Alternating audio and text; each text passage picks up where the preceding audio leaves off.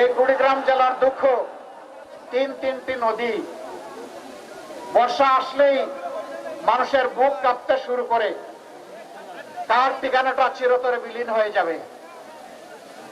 আমাদের নদীগুলোকে হত্যা করে কঙ্কাল বানানো হয়েছে, মরুভূমি বানানো হয়েছে।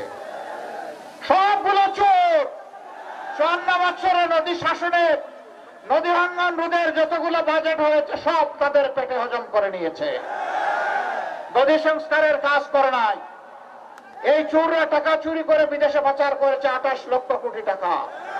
দেশবাসী, কুড়িগ্রামবাসী কথা দিচ্ছি, আল্লাহ যদি আমাদেরকে সুযোগ দেন, ওদের মুখের ভিতর দিয়ে হাত পেট পর্যন্ত ঢুকায় সব বের করে আনবো ইনশাআল্লাহ।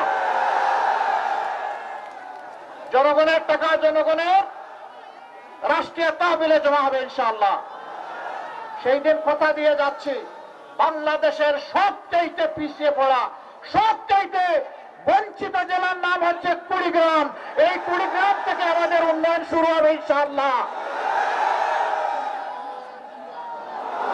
কোন দাবি জানাতে হবে না, এটি আমাদের নৈতিক কর্তব্য হবে। এরপরের যেটা এরকম বঞ্চিত, ওখানে যাব। তারপরে বঞ্চিতদের আর কোনো মিছিল করার প্রয়োজন হবে না। যারা রাষ্ট্রের দায়িত্বে যাবে, এ রাষ্ট্রের তারা মালিক নয়, এই রাষ্ট্রের তারা চকিদার। চকিদারকে চকিদারের দায়িত্ব পালন করতে হবে। ভাই ও বন্ধুগণ, আমরা ইতিমধ্যে ঘোষণা করেছি ইনশাআল্লাহ এই উত্তরবঙ্গকে আমরা কৃষি শিল্পের রাজধানীতে পরিণত করব ইনশাআল্লাহ। আমাদের যুবকরা কাজ পাবে, যুবতীরা পাবে, মায়েরা পাবে, ভাইয়েরা পাবে।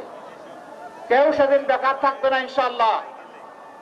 যখন কৃষি বিপ্লব এখানে হবে, তখন সবাই কাজ পেয়ে যাবে।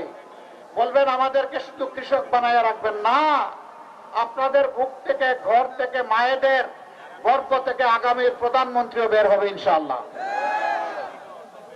আমরা সেই প্রত্যাশা করি, আল্লাহর দরবারে দোয়াও করি যে এই বঞ্চিত এলাকাকে আল্লাহ যেন মণিমুক্তা দিয়ে ভরে দেন।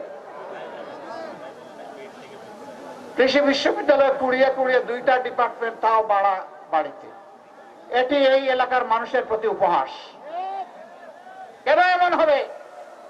ইনশাআল্লাহ আমরা শিক্ষায় গুরুত্ব দেব। সত্যিকারের শিক্ষাটা প্রত্যেকটি আদম সন্তানকে আমরা পৌঁছে দেবো ইনশাআল্লাহ।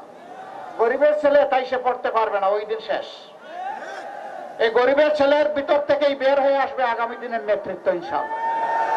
ওই মেধাগুলোকে বিকশিত করা হবে রাষ্ট্র এবং সরকারের দায়িত্ব। আমরা আল্লাহর উপর ভরসা করে ঘোষণা দিয়ে যাচ্ছি। আপনারা দোয়া করেন যে কথাগুলো বললাম, সেই কথাগুলো যেন বাস্তবায়ন করার তৌফিক এবং আল্লাহ তাআলার সাহায্য আমাদেরকে দিয়ে আমাদেরকে কবুল করেন।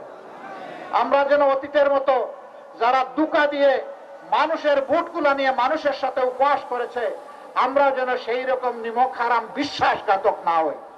আমাদের জন্য দোয়া করবেন। আপনারা দোয়া করবেন তো সবাই? আস্তে দোয়া না ভালো করে দোয়া? ইনশাআল্লাহ ভালো করে দোয়া।